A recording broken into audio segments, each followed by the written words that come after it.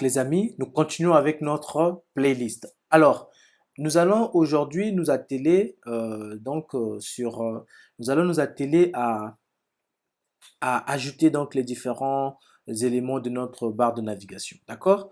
Donc, c'est maintenant, on va ajouter le logo. Donc, pour le logo, il n'y a rien de bien compliqué. Vous venez sur Inspecter. Donc, vous inspectez le logo. J'ai remarqué que GitHub utilisait beaucoup les SVG, donc c'est une très bonne chose. On va tout simplement coller, on va copier le SVG qui est là. On va venir coller ici. D'accord? Juste une astuce, vous venez ici dans View, Toggle Word Wrap. Donc, voilà, il va renvoyer à la ligne les lignes qui vont dépasser ma viewport. Donc après, j'enlève tout ce qui est classe ici, à ce niveau. Donc là, voilà, j'ai un logo. Si vous revenez là, bam, j'ai le logo qui est ici. OK? Ne vous inquiétez pas, nous allons le mettre en forme. Ensuite, nous avons notre champ de recherche. D'accord? Donc, notre champ ici, si vous remarquez, euh, oups, nous avons ici, au fait, le texte bon, au fait, qui s'agrandit.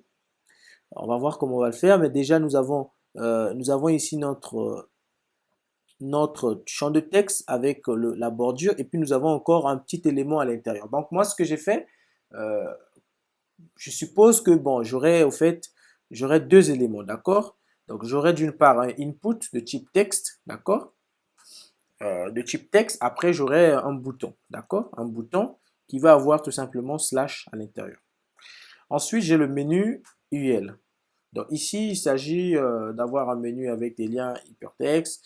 Donc là, je vais avoir mon menu ici. On va regarder, nous avons Pull Request, Issues, Marketplace, Explore. Donc on va mettre tout ça ici. Euh, on va mettre Pull, ok, Pull Request, ok. Donc je vais modifier tout ça. Pull Request, nous aurons Issues, nous aurons Marketplace, et puis nous aurons Explore, je crois. Ça demande beaucoup de rétention. Ok, ouais, Explore. Ensuite, nous avons ça, ça et ça. Ok, donc on va aussi, on aura plus ou moins les mêmes choses, seulement on n'aura pas le texte. Donc je vais tout simplement dupliquer ça.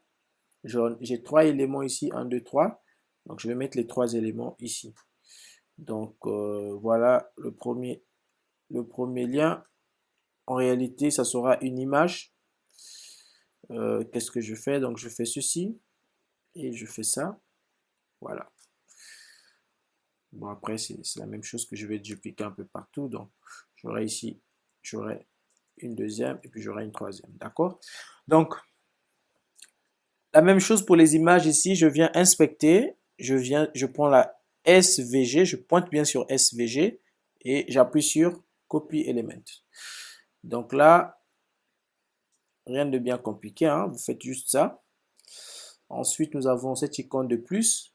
Donc, je viens également là, l'icône. Je clique là. SVG, non, non, non, c'est là, SVG. Donc je copie ça également, copie, et je viens ici. D'accord? Alors ici, par contre, nous avons encore une petite flèche ici. Nous avons une petite flèche ici. Donc, la petite flèche qui est ici, je remarque que, ah, il s'agit ici au fait d'une voilà, d'une police, quoi. C'est pas une image SVG. Alors moi, ce que je vais faire, il y a un site internet, je sais pas comment on l'appelle, beaucoup de gens l'utilisent, Hero, je crois, quelque chose. Donc je vais, non, non, non, pas ça, Hero Icon, je crois. Hero Icon, c'est un site internet qui va vous donner des SVG. Donc moi j'ai besoin de cette petite flèche là. Je vais juste mettre down, down, narrow, ok, arrow. Voilà, je vais prendre cette petite flèche là. Donc je clique dessus, il a copié en format SVG et c'est cette petite flèche que je vais mettre ici. D'accord? Voilà.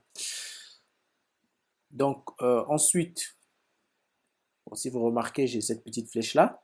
C'est vrai qu'elle ne correspond pas à la même flèche qui est ici. Je ne sais pas si je peux trouver mieux. Apparemment non. Bah les gars, on va se contenter de cette flèche. On va se contenter de ça. Voilà. Donc, après, qu'est-ce que je fais? Je reviens ici. Donc, je continue et j'ai, en dernier lieu, j'ai ça. Et puis, j'ai cette flèche encore. Donc, je vais copier tout ceci. Je vais dupliquer ici.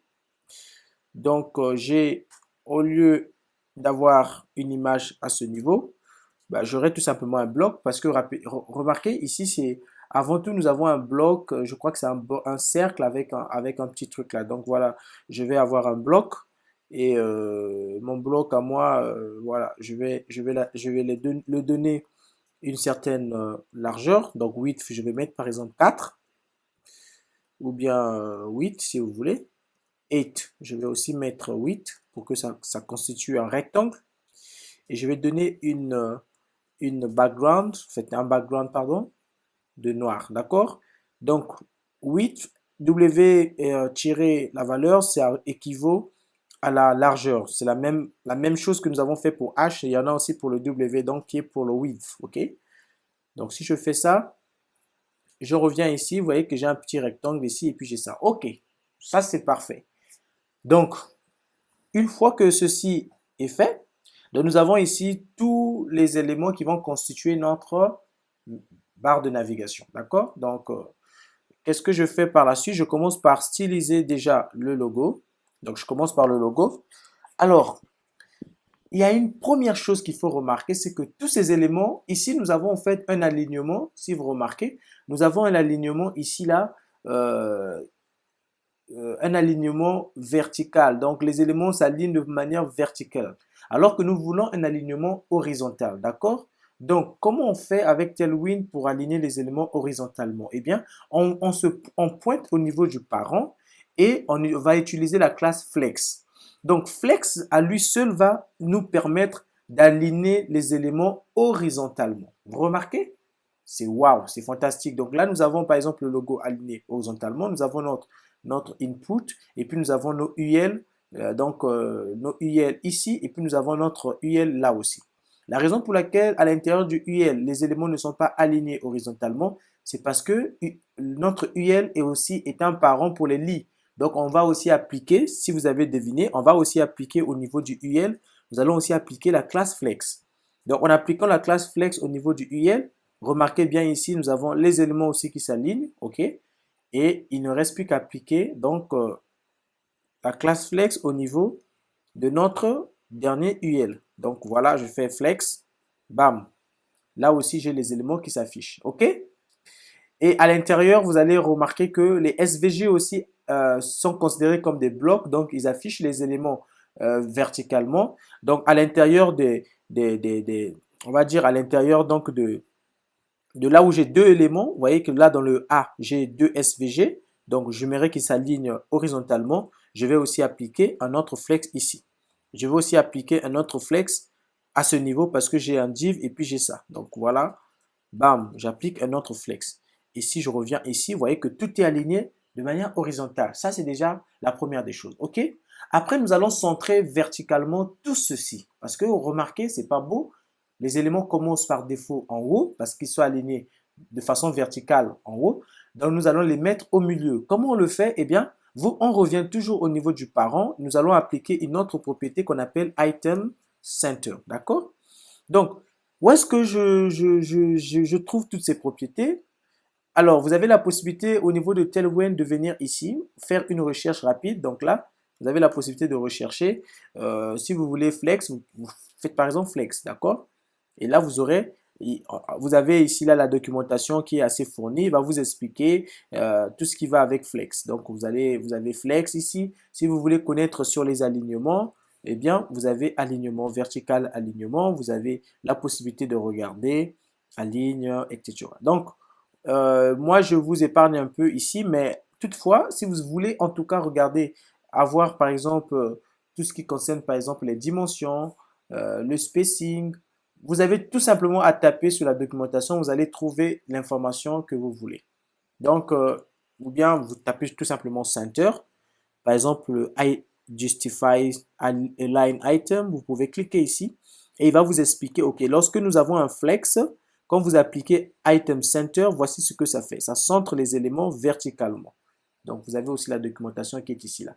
Donc, au fait, il va centrer les éléments contraires à l'axe principal. Donc, quand on utilise le flex, l'axe principal, c'est l'axe horizontal. Mais lorsqu'on va utiliser item center, il va au fait aligner les éléments en centre, mais au centre contraire à l'axe principal. Donc, ici, l'axe vertical. Donc, nous aurons les éléments au centre. Si j'actualise, je viens ici, vous remarquez que tous les éléments sont déjà d'office au centre. Ça, c'est déjà quelque chose de bien. Par la suite, nous allons donc appliquer tout simplement, vous voyez que là, les éléments sont bien séparés. Donc, on va appliquer une séparation des éléments. Mais déjà, j'aimerais que l'on puisse mettre, en fait, nous allons appliquer une couleur donc à nos textes pour l'instant pour nous permettre de le voir, On va faire text white. Donc, avec text white, remarquez une chose, bam, nous avons notre texte qui est déjà blanc, ok? Et nous allons faire la même chose aussi pour... nous allons faire la même chose. Ouh là là, je crois que ma machine est en train de bugger là. On va arrêter et nous allons continuer lors de la vidéo prochaine. Donc les gars, voilà.